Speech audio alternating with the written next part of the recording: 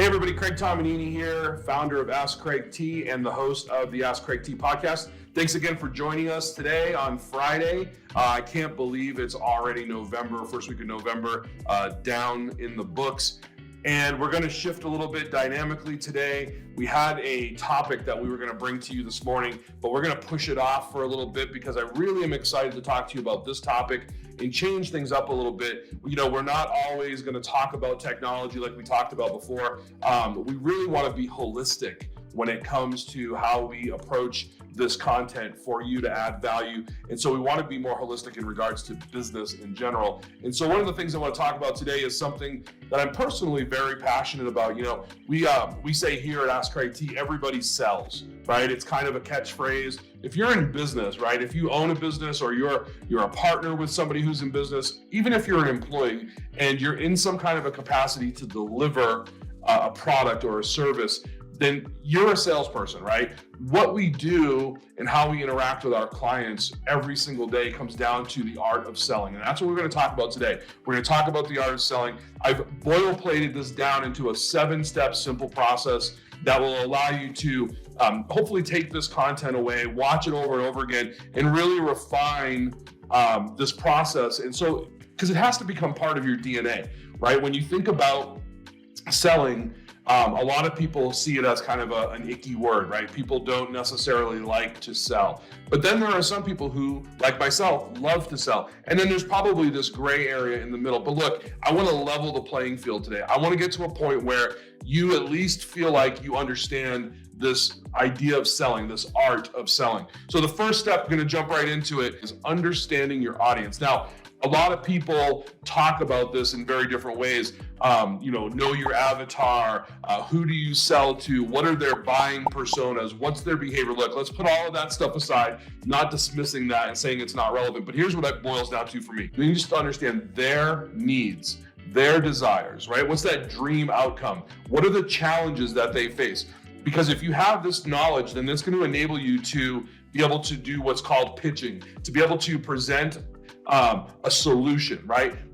At a high level, selling is nothing more than understanding a problem and having a potential solution that comes together to meet that problem. If you can do that, if you can find the problem, the pain point, and you can provide a solution, you are in the mode of selling. So the first step is understanding your audience. You have to understand your audience. Second step is you need to build a relationship. Now, I know that this has a lot of different schools of thoughts around it. You know, some people say you can go in cold. If you have a good script, you can identify your pain points quickly. You can focus in on that. You can marry the solution together. That's true. It's all true. Great salespeople can do that, right? Things like I can sell sand to somebody in the desert. Things like that are great if you're that kind of salesperson. But I'm really speaking to you, the business owner, who maybe your business is not selling, right? In fact, most business owners, your primary business is not selling. So how can we possibly expect you to sell to somebody unless you build a relationship? You have to establish trust, right? I'll say that again. You have to establish trust. That's the most important thing. You have to focus on genuality. You have to be authentic, right? You have to focus on forming a connection that is genuine with your customers or your potential customers so that they trust you enough to be interested enough to hear what you have to say, right?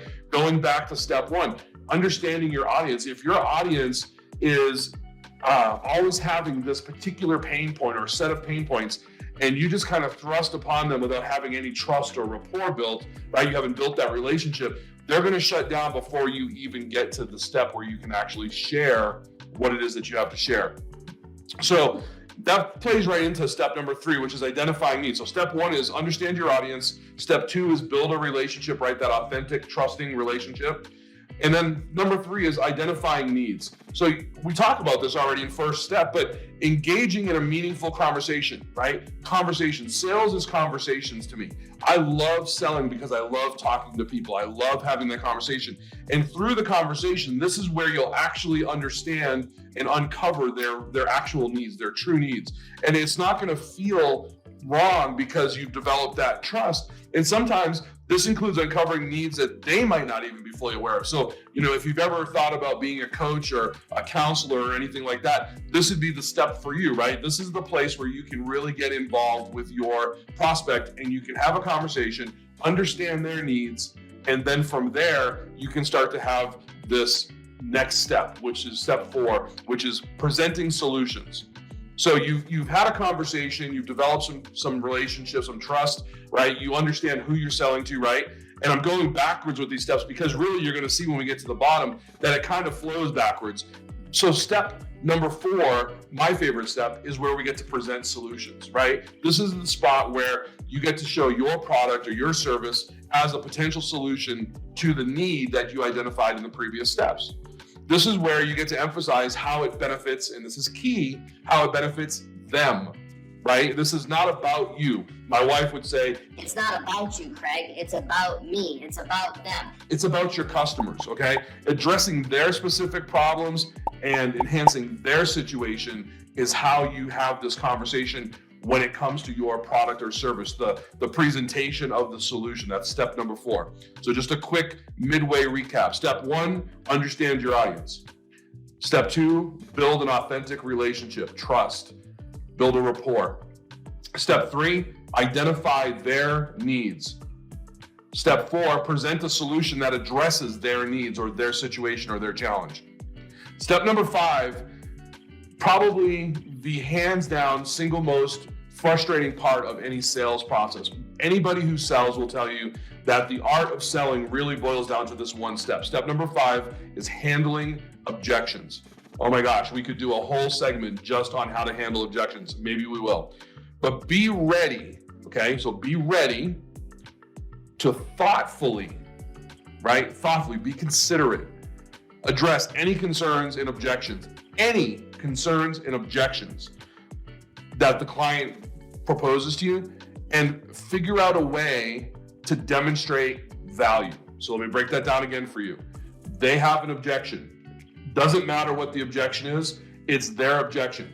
Your perception of that objection cannot be negative. You have to understand that they have that objection for a reason. How do you then come along and talk about, have a conversation, understand, right, what that objection is? What is the root cause of that objection? Because behind every objection, there's a valid reason, and it's valid from their perspective. It's about them, remember. So how do you come along and handle an objection while still demonstrating value, right? From not taking away from the thing that you've presented as a solution, and they say, oh, well, that sounds really great, but, or yeah, I would love to do that. I don't have the money. I would love to do that. Not sure the timing is right.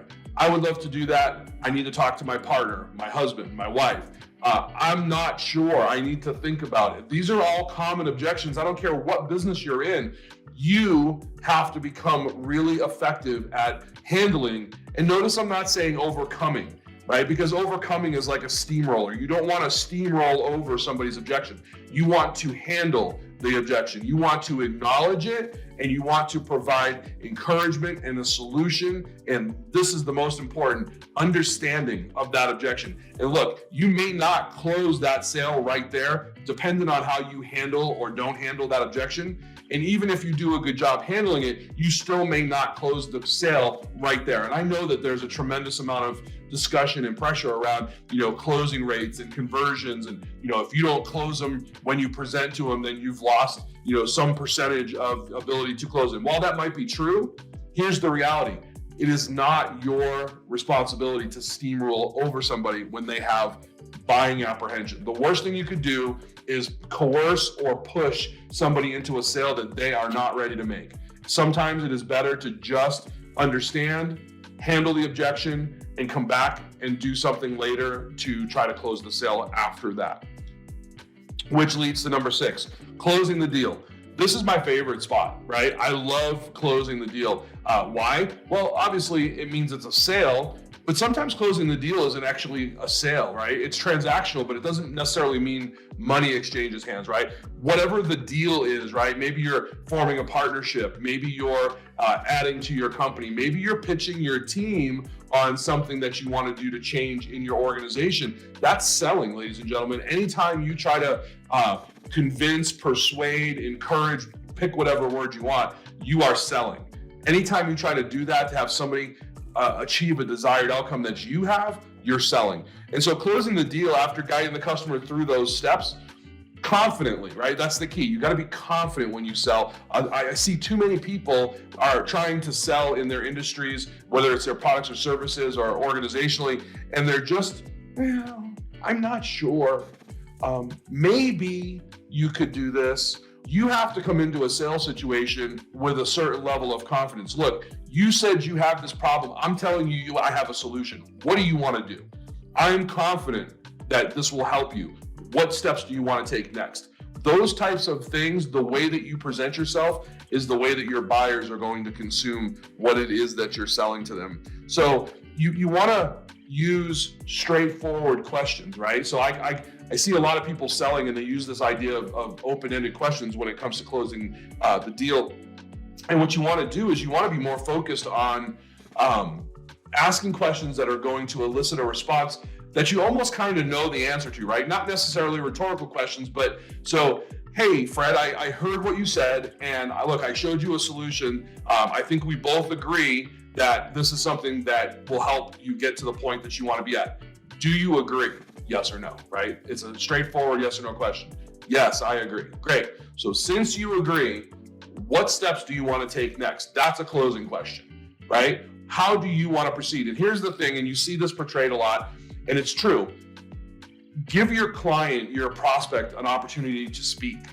Too often in sales, people are dominating the conversation. So I guess a tip to the side here is be as willing to listen as you are to ask questions. Ask a question, wait for an answer.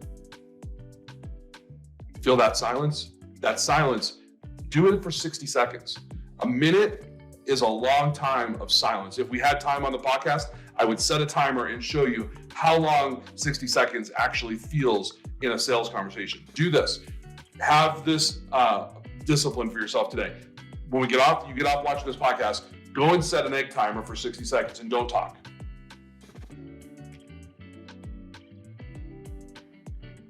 That was just 15 seconds. Barely. Do that 4 times as much. Sit in silence for 60 seconds. Think about what that does to the question that you're asking. Fred, how do you want to proceed?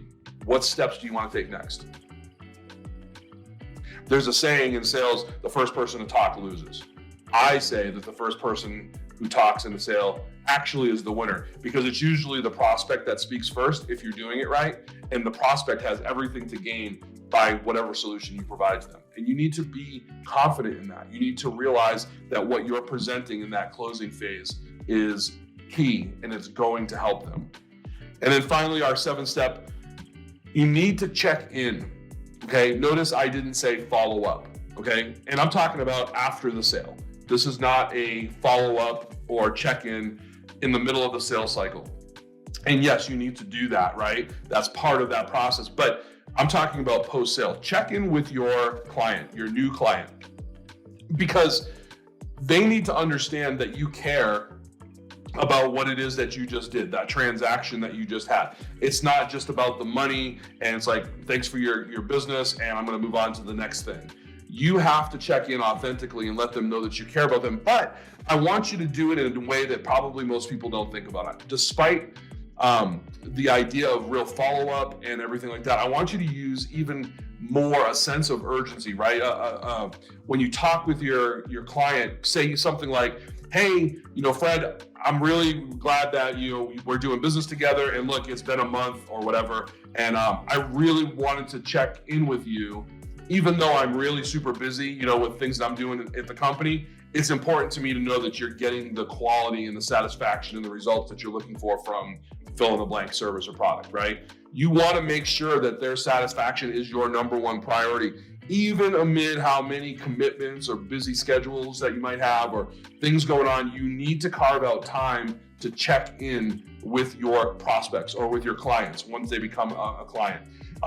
So a lot of people don't talk about that seventh step, when it comes to the sales process, right? It's that 1 through 6, all the things we talked about: understanding your audience, building a relationship, identifying needs, presenting a solution, handling objections, closing the deal, right? 6 things. But that 7th step, to me, is probably the most important step in the whole cycle, because if you have a happy client and you check in with them often to find out that they're happy, 2 things can happen. 1, you have an opportunity where you can suggest to sell additional services or products to them, maybe something else that you've developed since you originally closed that deal. And 2, probably the most important, is that over 60% of your future business comes through referrals.